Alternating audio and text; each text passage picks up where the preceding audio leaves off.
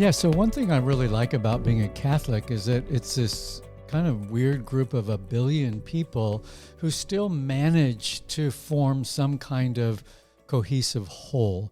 And I think that has to do with this gift, challenge, aspiration to melding progress with tradition. And I love that because we have to move forward as a people. At the same time, we're anchored in the revelation of Jesus Christ.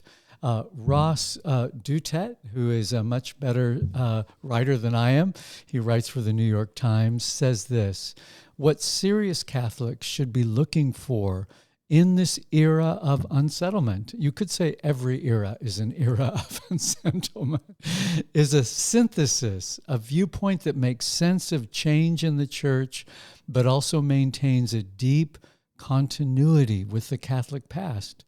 That's essential. If the church is what it claims to be, an institution founded by God, entrusted with history's most important revelation. What a guy, this Ross. Be looking for him in the New York Times. He's an ace editorialist for that. He wrote this in June 23. Now, that's one reason why I like the Synod on Synodality. I've spoken of it in a somewhat negative light because of some of the cracks in it that have allowed LGBTQ anthropology to sort of permeate Catholic thinking. I don't like that. But what I do like about it are Catholics coming together, not just the mucky mucks, but men and women, lay persons, cardinals, the common guy. I love that. Listening together, growing through uneasy disclosures. My question then for today is, why does Pope Francis persist in silencing Cardinal Raymond Burke, who in my estimation is an excellent American churchman who's worthy of being heard? So I'm calling this blog Shooting Synodality and Cardinal Burke in the Foot. Now, one of the answers to this question may well be because Burke has consistently, but I think respectfully, disagreed with Francis, and the nature of his disagreement kind of makes Francis sick. In other words, we can walk and talk together only if we tolerate each other's otherness, which apparently Francis cannot do with Burke.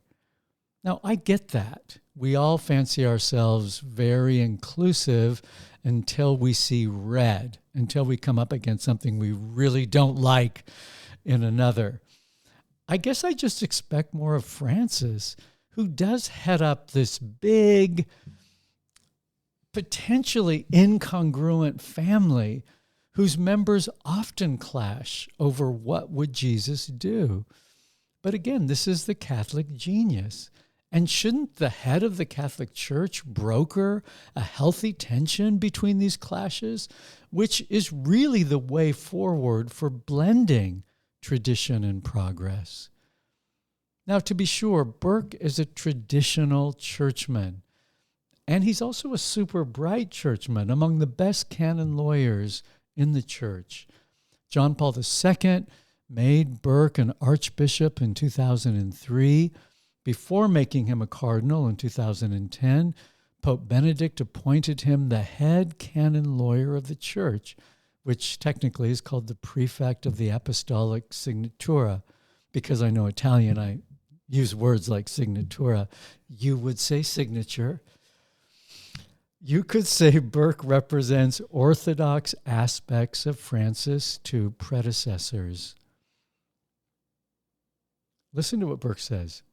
The Pope is not free to change the Church's teaching in regards to the immorality of homosexual acts and the indissolubility of marriage. This quote being an apt representation of how he represents JP2 and Benedict well, but also how he stands today, immovable before Francis, as you could say those two issues, the sinfulness of homosexuality and how we look upon divorced people and so on is a controversial issue that Francis is introducing to the church. Francis does not like Burke's immovability on these issues. One tradition Francis does like is demoting Cardinal Burke. So for all of his traditionalism that opposingly Francis is sort of allergic to, Francis has his own tradition, and that is demoting Burke quite consistently. In 2013, the year that Francis became Pope, he booted Burke out of the Congregation of Bishops, which is a very important committee. It helps the Pope choose global bishops. A year later, Pope reassigned Burke from the Apostolic Signatura, note my Italian accent. Burke was still in his prime at 66 years old. Now, for cardinals, that's still in your prime. And he was reordered or reassigned to the patron of the Order of Malta, which I'm sure it's fine, God bless it, history and so on and so forth, but it's actually a benign reassignment typically given to retirees. In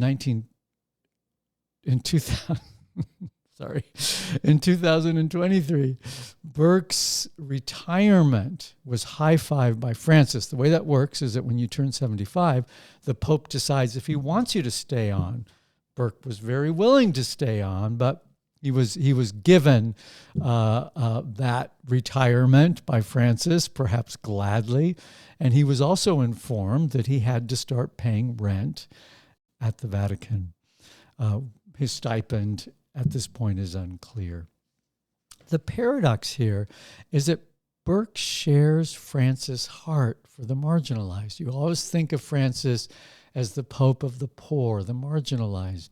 Burke actually shares this with him, particularly with persons who are dealing with sexual identity issues. I first met Burke through my friend, Father Paul Czech, who works for the Cardinal now. Prior to that, Czech directed Courage, which is a wonderful Catholic apostolate. It really stands alone as the best postulate for same-sex attracted people. He directed and grew Courage for years. Years later, at an event for Paul, Burke led out as maybe the most patient and kind clergyman I'd ever met. We who were grateful to Jesus and church for chastity, considering our very unchaste histories, surrounded Burke. We were so happy that he was there in our midst. He was 73 years old at the time, just recovering from a near-death experience. And for hours, while it rained in La Crosse, Wisconsin, he conveyed Jesus' tender care to us. He was unflagging in his kindness, even to this convert who kind of offered this staccato-like prophecy about how long he would live and how much longer he had to give to the church. And he just kind of looked at me like, great, I'll really consider that. Get the crook, quick. But what he did in his kindness and his patience with all of us was show us that no matter how big you are, no matter how long you're a clergyman of high standing, there's always time for people and common people like me and like my brothers and sisters, many of whom represented Courage, who were just so grateful to be cared for by this most fatherly of clerics. He really did put to shame my sort of caffeinated, I can't do small talk for any longer than a half an hour. He was there for hours. And that way I would say Cardinal Burke pastorally is the real deal. Now, Burke does toe a hard line, but he does so while pouring out huge drafts of mercy to sinners. Even gay activist and French author Frédéric Martel, whose book In the Closet of the Vatican exposed Rome's very unchaste soul, noted of Burke, "I don't like cardinals who practice doublespeak. Burke is one of the few with the courage of his convictions." Perhaps Pope Francis could exercise the courage of his convictions with those who differ from him. Honestly, in regards to Burke, Francis appears petty and contradictory, especially for a pope who ushered in a season of synodality, walking and talking together, growing through uneven disclosures. It need not be that Catholics who disagree with each other act disrespectfully. We must do as Francis implores us, listen and learn from worthy church women and men, lay and clergy alike. Burke is one of those worthy churchmen, worthy of being heard. Amen.